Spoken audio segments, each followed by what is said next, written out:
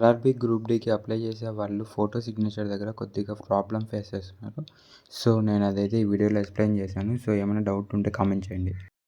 Photo background white లేకపోతే first దాన్ని remove చేయండి. దానికి ఫోటో బ్యాక్గ్రౌండ్ రిమూవర్ అని ఇస్తే సో ఇక్కడ ఒక వెబ్సైట్ ఉంది ఫోటో రూమ్. ఇక్కడ డైరెక్ట్గా వచ్చి మీరు ఆ ఫోటో బ్యాక్గ్రౌండ్ అనేది వైట్ లేని ఫోటో అప్లోడ్ చేశారనుకో, సో ఇది ఆటోమేటిక్గా మీకు ఏ బ్యాక్గ్రౌండ్ కావాలనేది కూడా ఇక్కడ మనం చూసుకోవచ్చు. సో నేను ఫస్ట్ ఫోటో అయితే సెలెక్ట్ చేసి ఓపెన్ చేశాను. ఓపెన్ చేసిన తర్వాత అక్కడ మీకు కలర్స్ కనబడుతుంది. సో వైట్ సెలెక్ట్ చేసుకొని ఇంకా మీరు దాన్ని డౌన్లోడ్ చేసేసుకోండి. ఇప్పుడు ఇది డౌన్లోడ్ చేసినప్పుడు మీకు పిఎన్జీ ఫార్మాట్లో డౌన్లోడ్ అవుతుంది.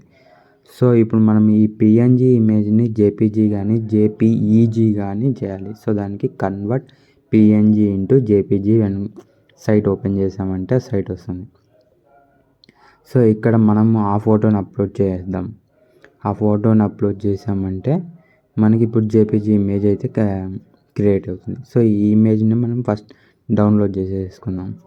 ఇంకా ఏంది డౌన్లోడ్ చేసిన పిక్సెల్స్ 25 KB ఉంది. మనకి ఎంత కావాలి? Minimum 50, maximum 100. దానికి ఫోటో ఇన్ పిక్సెల్స్ అని సైట్ పెట్టామంటే సెకండ్ సైట్ ఉంది PI7. సో ఇక్కడికి వచ్చేసి మనం జేపీజీ ఇమేజ్గా క్రియేట్ చేసాం కదా, దాన్ని అప్లోడ్ చేసేద్దాం. అప్లోడ్ చేసేసి మనకి ఫోటో పిక్సెల్స్ ఎంత కావాలా? విడ్త్ 320, హైట్ మనకి 240 కావాలి. సో ఇంకా మనకి సైజ్ ఇంపార్టెంట్ ఇది.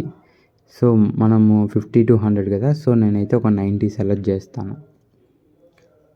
అంతే, మనం ఇంకా రీసైజ్ చేసేస్తే ఇమేజ్ డౌన్లోడ్ ఉంది.